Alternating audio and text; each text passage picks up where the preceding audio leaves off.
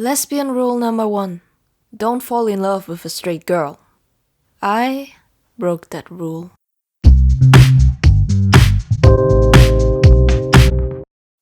The story starts out with me and my friend planning to go to a party. A lesbian party.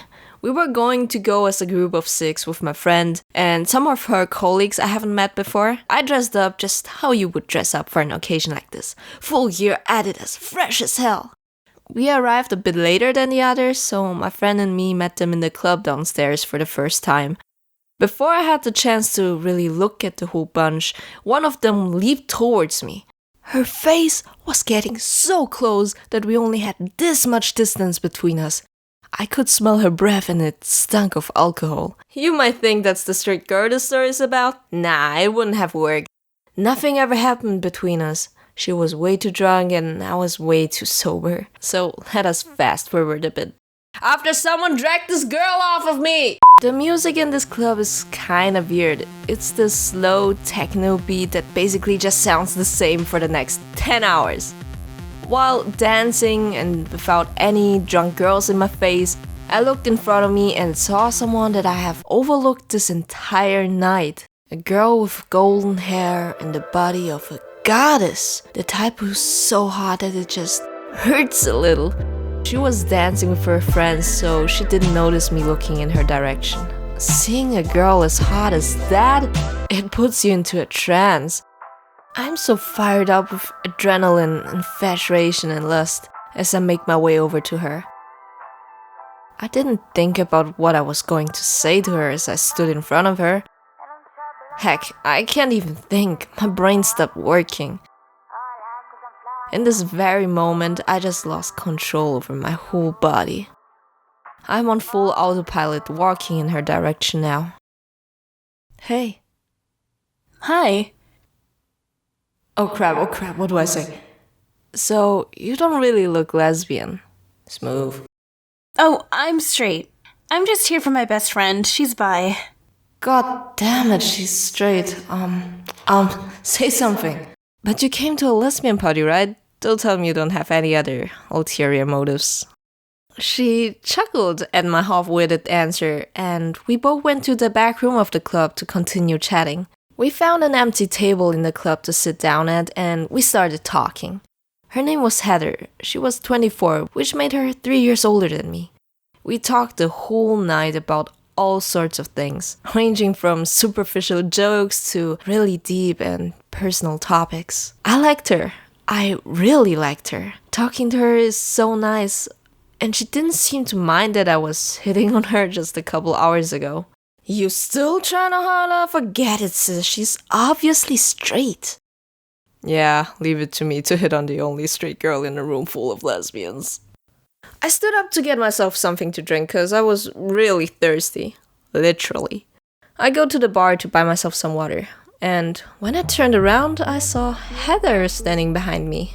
She looked at me, we held eye contact, and I wasn't sure what exactly she wanted. So I handed her my glass of water I had in hand.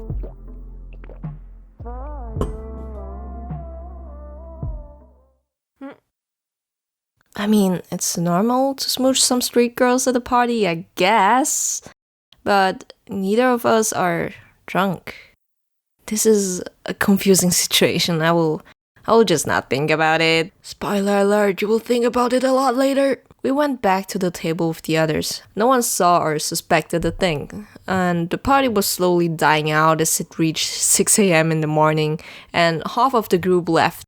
I should probably go home too now. I'm getting kind of tired. Wait, where are my keys? Oh no, I forgot to bring my keys. My friend just left. I have no place to crash. Well, I guess I would just pull an all-nighter and wait for my parents to wake up and unlock the door for me. Are you alright? Yeah, I just forgot my keys, so I locked myself out. But it's fine, I will just stay here until my parents wake up to let me in. If you need to, you can sleep at my place. Wait, for real? So I went with Heather to her place, which turns out to be a little apartment on a freaking hill. I probably should have been worried about sitting in a stranger's car which was driving up the middle of nowhere, but instead my thoughts were, What's happening? Did I just got picked up? Should I tell her that my parents are awake by now and I can just go home? Guys, seriously. Priorities. After a bit, we arrived at her place. She shows me to her bedroom and went to go take a shower. She lived in a rather small one-person apartment, so I guess we're going to share a bed. By now it's 7 a.m. and I have been awake for 24 hours and was ready to faint into her bed. No further thought process was made.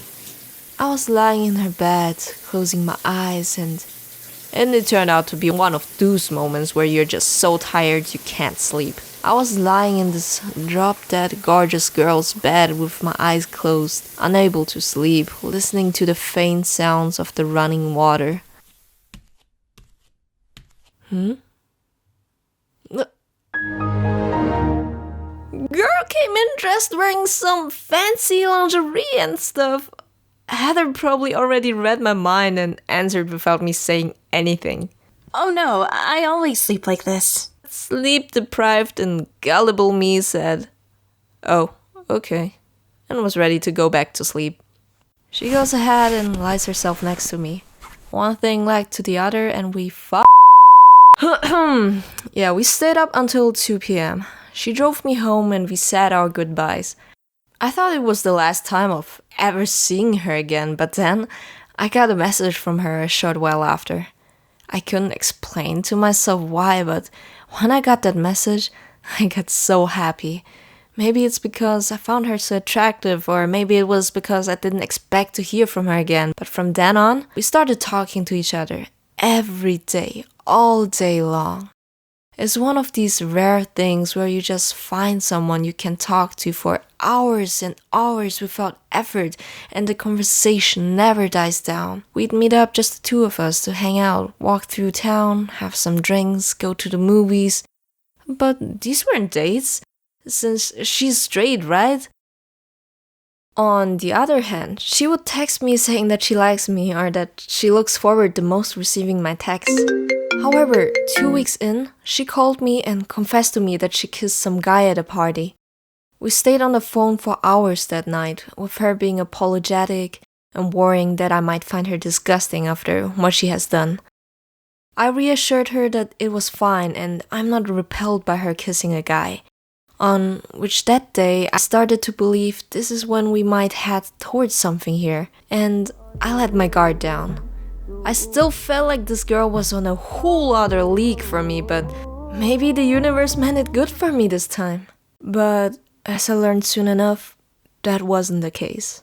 A month after we first met, she texted me that she wants to meet me downstairs. I went down and there she was, sitting in her car.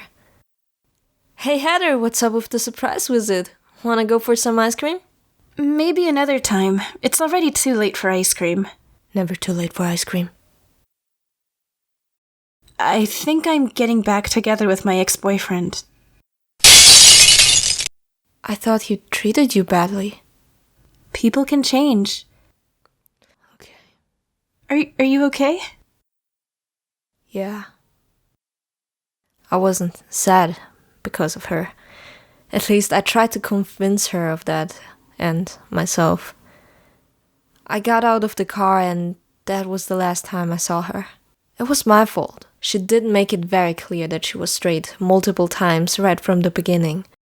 I created myself this false hope since I've been reading into things way too much, and this is why the first rule of being a lesbian is to never fall in love with a straight girl.